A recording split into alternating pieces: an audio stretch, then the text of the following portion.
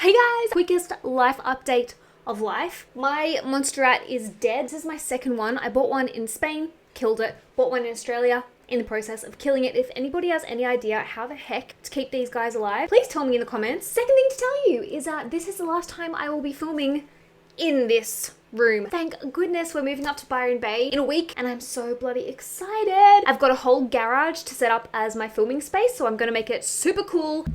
I also got a new microphone. I've been through like 5 microphones and I think this is finally the one. So today's video, when influencers stop being body goals. I'm sure if I mention the words influencer, celebrity, and body goals, you guys will all have certain images come to mind. Like, I don't know, might be Tammy Hembro, she's very body goals. Might be Bella Hadid, she's also apparently body goals. Might be Alexis Ren, might be Emily Ratajkowski. These women, these influencers, these celebrities, they are essentially prided on what their bodies look like and their bodies fitting this certain mold the society has set for us for what a perfect woman is supposed to look like. But what happens when these influencers stop adhering to that social standard and they stop being body goals? So in this video, we're going to be talking about the beautiful Selena Gomez and Camila Cabello. Flashback to 2016 and Selena Gomez was hot property.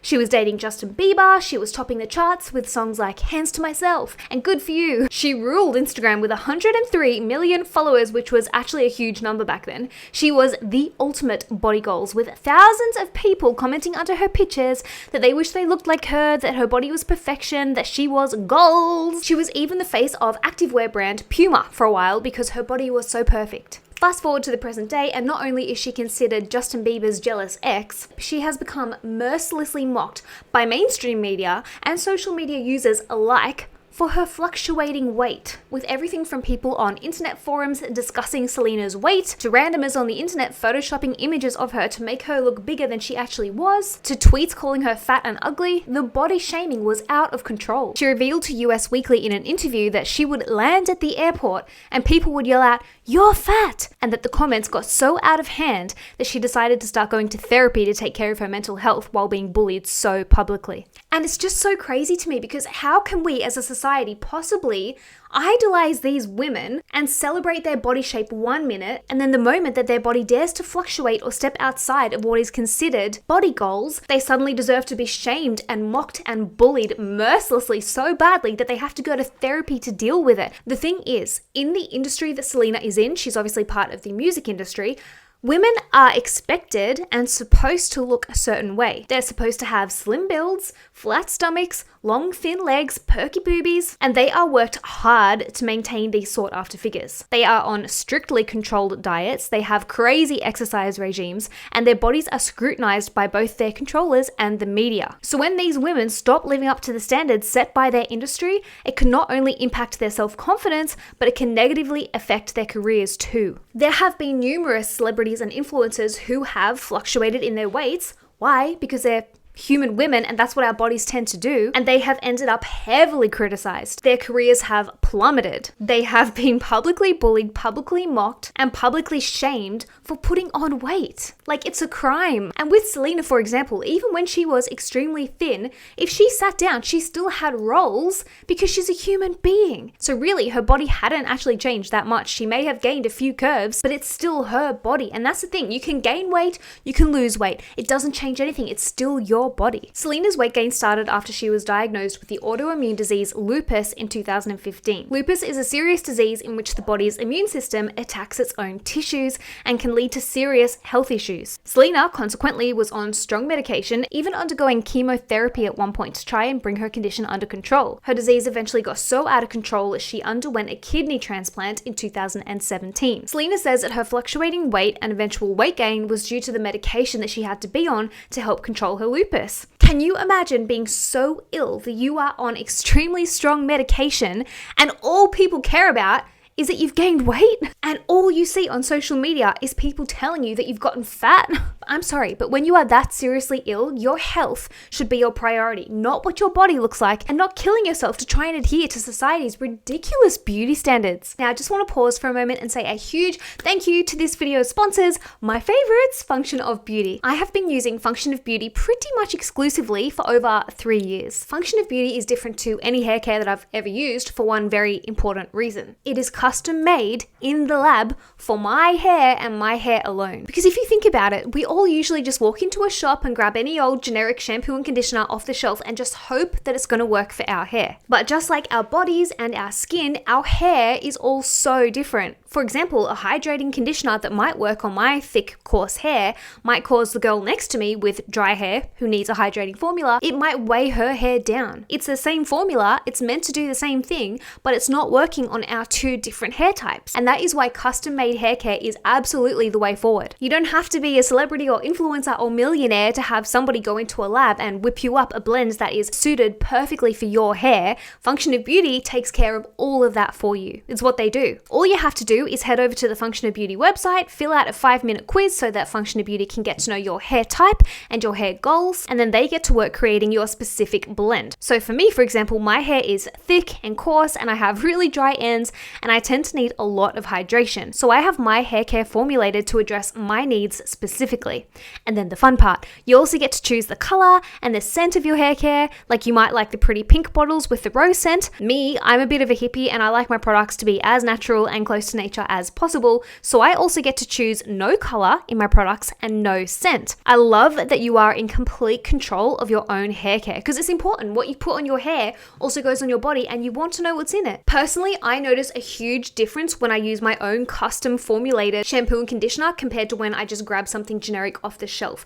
My hair feels so much sleeker, so much smoother, it feels so much healthier, and it grows so much faster when I consistently use my blend from Function of Beauty. And I think it's because my ends don't get as dry and so they're not breaking off. Function of Beauty is cruelty-free, vegan, and contains no nasties like parabens or sulfates. So if you're ready to ditch the generic hair care and try out your own custom-made formula for your hair and your hair alone, you can get 20% off your first 16-ounce custom set using the link in my description box down below.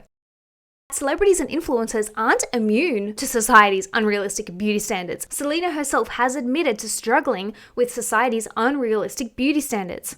She says, "From the time I can remember, I've always felt like I had to be perfect or look a certain way. Being in the public eye from such an early age certainly comes with a lot of pressure. It's hard to feel comfortable when you feel like everyone is watching, judging, and commenting on the way you look. Self-confidence is still something I work on daily. But when I stopped trying to conform to society's unrealistic standards of beauty, my perspective entirely shifted." Now, Selena has hit back at her body shamers a few times throughout the years, coming out with super confident quotes like, "Bitch, I'm perfect the way I am." And honestly, I don't care about my weight because people bitch about it anyway. You're too small. You're too big. That doesn't fit. Meh, meh, meh, meh. But I have to question whether that's all a case of bravado, whether Selena actually feels like that on the inside, whether she actually is that body confident on the inside that what people say don't affect her anymore, or whether she is just trying to portray that image to the outside world that they can say what they want because she is confident in who she is as a person and what she looks like. I tend to think that it's probably a bit of bravado, that she's trying to act more confident than she actually feels, because if you go back through her Instagram from about 2018 to 2019 when she was at her curviest,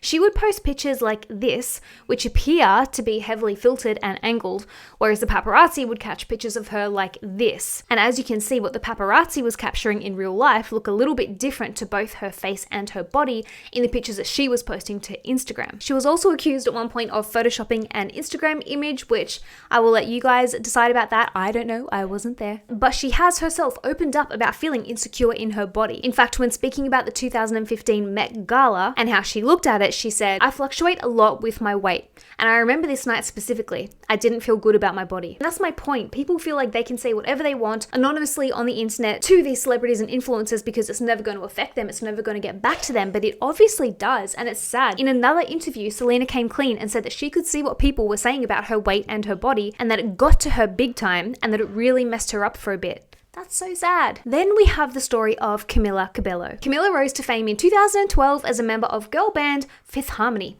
She has had huge hits such as Bad Things and Work From Home. She was envied by millions of girls all around the globe for her enviable figure, fame and fortune, and for dating Shawn Mendes.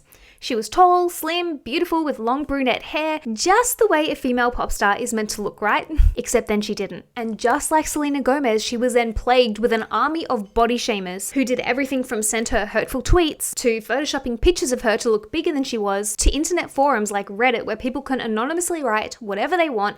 And in this particular case, people were writing about Camila Cabello under the topic fit to fat. And just like with Selena, this bullying and this body shaming really got to Camila and almost destroyed her self-confidence. She says, "I've worn bikinis that were too small and paid no mind to how I looked. Then saw pictures online and comments and been so upset. And then, in an effort to appease society's unrealistic beauty standards and to try and fit more into these beauty standards so that the bullying and the body shaming would stop," she says she bought a new bikini, put on lip gloss, and held her stomach so tight it hurt. She said, "I didn't breathe and barely smiled and was so self-conscious. I couldn't let go and relax and do what we're meant to do in nature." Isn't that so bloody sad? What are we actually doing to women, and why? Why do we think of weight gain as such a negative thing? Yes, you may gain a few curves, so what? That's pretty sexy. Look at these pictures and tell me that you don't see a stunning woman stood here, because I do, and you can't tell me any different. You can be a confident and attractive woman at a size 4, and you can be a confident and attractive woman at a size 20. Beauty does not come in sizes. Anyway, I digress.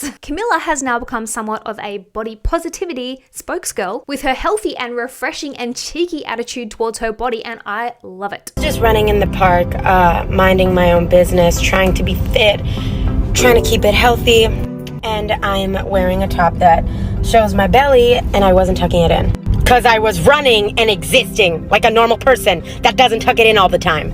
And I was like, damn. But then I reminded myself, being at war with your body is so last season. I am grateful for this body that lets me do what I need to do. We are real women with curves and cellulite and stretch marks and fat, and we gotta own that, baby.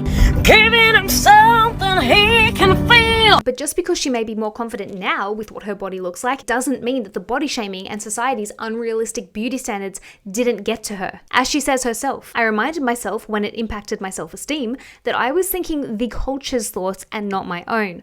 A culture that has gotten so used to an image of what a healthy woman's body looks like that is completely not real for a lot of women. People use Photoshop, restrictive eating, over-exercising, and choosing angles that make our bodies look different than how they are in the moment and in their natural form. When we take a deep breath, when we eat a meal, when we allow the waves to tussle us around." I love what she says next because it just hits the nail on the head perfectly. She says, "I wanted to talk about this because we see pictures of women and praise them for looking good, for looking fit or healthy. But what is health if you are so fixated on what your body looks like that your mental health suffers and you can't enjoy your life? Who am I trying to look attractive for? And am I even attractive to myself if I can't let loose and relax and have fun and be playful on a beautiful day at the beach?" I could not have put that better myself. I feel like that's what my whole channel is about these days. Moral of the story is there is a lot more to life than trying to force your body to look a certain way to try and keep up with society's ever-changing beauty standards, because you're never going to win. A flat belly does not equal happiness. Losing weight does not make you hot. Putting on weight does not make you less attractive. Your body is still your body, whether you lose weight or gain weight or have a few more curves, it doesn't matter. You're still a babe.